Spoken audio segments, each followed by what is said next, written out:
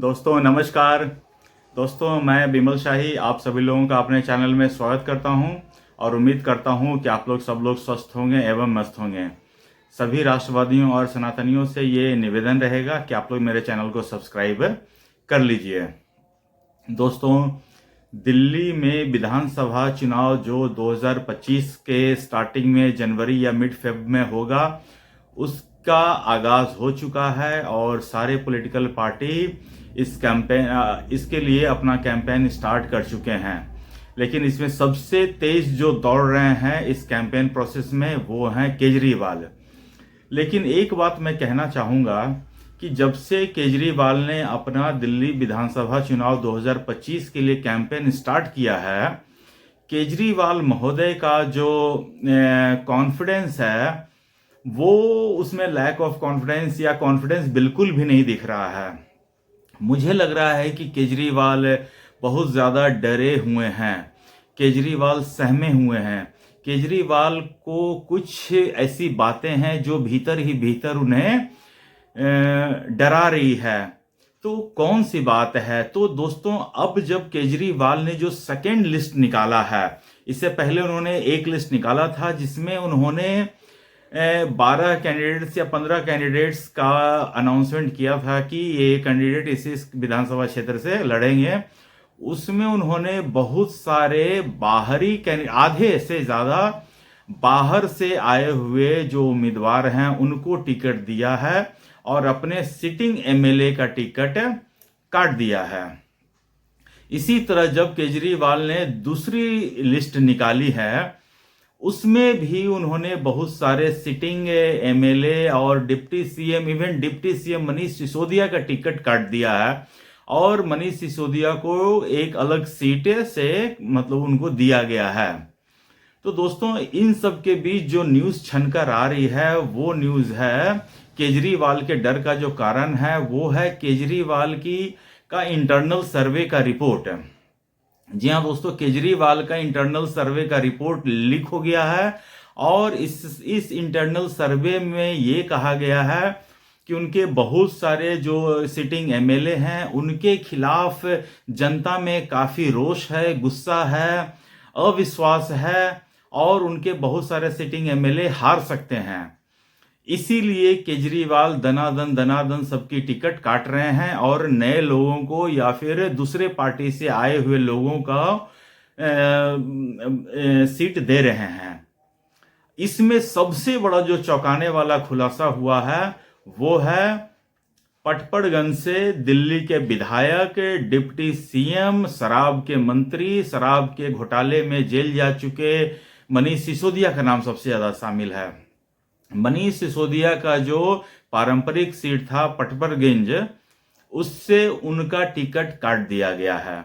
Internal सर्वे में ये आया है कि मनीष सिसोदिया का परफॉर्मेंस बिल्कुल खराब है, उन्होंने अपने एरिया में कुछ भी काम नहीं किया है, लोगों में काफ़ी आक्रोश है, गुस्सा है और तो और मनीष सिसोदिया शराब घोटाले में 2 साल जेल में भी रहकर आए हैं। तो अब केजरीवाल के सामने बहुत बड़ा संकट खड़ा हो गया है।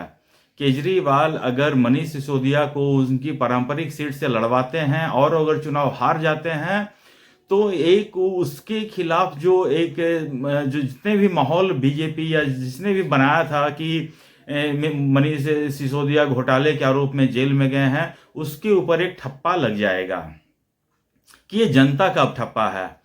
तो इस डर से केजरीवाल ने मनीष सिसोदिया का सीट चेंज करके उनका सीट अब कर दिया है जंगपुरा जो एक केजरीवाल का जो पारंपरिक वोटर्स हैं जिसके लिए तुष्टीकरण की राजनीति करते हैं, वहाँ उनकी संख्या ज़्यादा है। तो उन्हें ऐसा लगता है कि वहाँ से वो चुनाव जीत जाएंगे या निकाल लेंगे।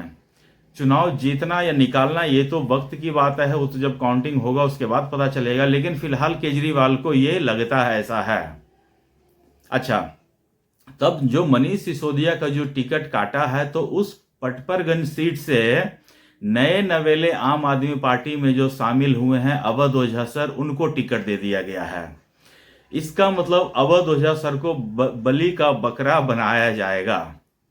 अगर अवध ओझा को ये लगता है कि वहाँ जो पटपरगंज है, वहाँ पूर्वांचल के लोग हैं, उनका सहयोग उन्हें मिलेगा और वो सीट निकाल लेते हैं, तो इसमें केजरीवाल वाहवाही में रहेगा कि उन्होंने जो दाव खेला टिकट चेंज करके, वो दाव चल गया।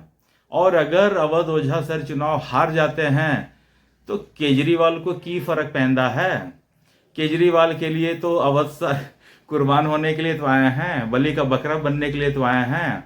और अभी का रिसेंट का जो इंसिडेंट है, जिनमें उनका प्रेस कॉन्फ्रेंस, चलता हुआ प्रेस कॉन्फ्रेंस रुकवा दिया गया था, और जिस तरह अवध ओझा उसमें मेमिया रहे हैं, बिल्कुल बेचारे बन गए हैं। जब अवध ओझा सर का वीडियो देखे, जब वो यूपीएससी का कोचिंग देते थे, अपना वीडियो रिलीज करते थे, महाराजा की तरह बोलते थे, ऐसा लगता था कि हाँ इन्होंने शेरनी का दूध पिया है। लेकिन आम आदमी पार्टी में शामिल होते ही केजरीवाल ने इनके गले में आम आदमी का पट्टा जब से डाला है, अवध ओझा सर बिल्कुल भीगी बिल्ली बन गए हैं। इनके मुंह से आवाज तक नहीं निकल रही है। लग रहा है कि राजा का पट्टा इनके गले में लग चुका है। और सत्ता जो न करवाए आदमियों से, कुछ कहा नहीं जा सकता है। सत्ता किस किस क्या क्या रंग दिखाता है। केजरीवाल को ही आप देख लीजिए ना, जिस कांग्रेस के खिलाफ संघर्ष करके यहाँ तक पहुंचे थे, आज उसी कांग्रेस के साथ अलायंस करके सोनिया गांधी के चरणों में, राहुल गांधी के चरणों में पड़े रहते हैं। तो सत्ता किसी से भी कुछ भी करवा सकता है। तो केजरीवाल को देखिए, केजरीवाल का इस विधानसभा चुनाव में बिल्कुल विश्वास डगमगा गया है। उन्हें अपने ऊपर कॉन्फिडेंस रहा नहीं, इसीलिए वो अपने ऊपर तमाम तरह की हरकतें भी कर रहे हैं। अभी कुछ दिन पहले देखिए, उन्होंने अपने ऊपर पानी फिकवाया था। तो मुझे लगता है कि इस तरह की घटनाएं, पानी फिकवाना, इंक फिकवाना, अपने ऊपर चप्पल फिकवाना या अपने ऊपर थप्पड़ लगवाना, ये सब चीजें आगने वाले समय में केजरीवाल कर सकता है। तो इसमें कोई सरप्राइज होने वाली बात नहीं होना चाहिए अगर ये सब चीजें आगे आपको देखने को मिले तो। और दूसरी बड़ी बात क्या है कि केजरीवाल को ये लगता है कि जिस तरह उन्होंने 10 सालों में काम किया है, तो अपनी उपलब्धि एक भी गिना नहीं पा रहे हैं। पर डे वो प्रेस कॉन्फ्रेंस करके अब दिल्ली पुलिस और उनकी जो खराब व्यवस्था है, इसका वो कर रहे हैं, बखान कर रहे हैं कि अमित शाह दिल्ली पुलिस की व्यवस्था, मतलब कि सुरक्षा नहीं कर पा रहे हैं, ये नहीं। तो अब आपने क्या किया 10 साल में, इसका हिसाब किताब दीजिए ना। अगर अमित शाह दिल्ली पुलिस को देखना है, अगर आप फिर से मुख्यमंत्री बन गए हैं, तो ऐसा तो नहीं है कि दिल्ली पुलिस को डायरेक्शन आप देने लगेंगे, ऐसा तो नहीं है। फिर भी अमित शाह ही दिल्ली पुलिस को डायरेक्शन देंगे, ठीक करेंगे। आपके बस की कुछ भी नहीं है। तो इस मुद्दे पर केजरीवाल को लोगों को बरगलाना बंद करना चाहिए और उन्हें बताना चाहिए कि उन्होंने मनीष सिसोदिया का सीट चेंज क्यों किया। अन्य विधायकों को सोचिए, केजरीवाल ने क्या किया है। कल तक जो उनके सपोर्टर जिस एमएलए को, जिस बीजेपी के एमएलए को या कांग्रेस के एमएलए को हराने के लिए गली गली घूमते थे, प्रचार करते थे, अब केजरीवाल ने उनको टिकट दे दिया है। अब केजरीवाल के समर्थक या केजरीवाल के जो भी हैं वहां के नेता, वो उनके समर्थन में घर घर जाके मांगेंगे कि हाँ अब आप इनको जितवाइए। तो लोग पूछेंगे नहीं क्या कि 2 साल पहले इनको आप बोलते थे कि इनको मत जितवाओ, अब बोल रहे हैं इनको जितवाओ। तो ऐसा 380 डिग्री, मतलब 360 डिग्री केजरीवाल कैसे घूम गया। तो ये सब चीजों का जवाब केजरीवाल को देना पड़ेगा, और नहीं तो फिर जनता अपना जवाब देगी इस विधानसभा के चुनाव में। तो दोस्तों, मुझे आज के लिए इतना ही अपडेट देना था। आप लोग अपना ख्याल रखिए, स्वस्थ रहिए, मस्त रहिए। तब तक के लिए नमस्कार, बाय।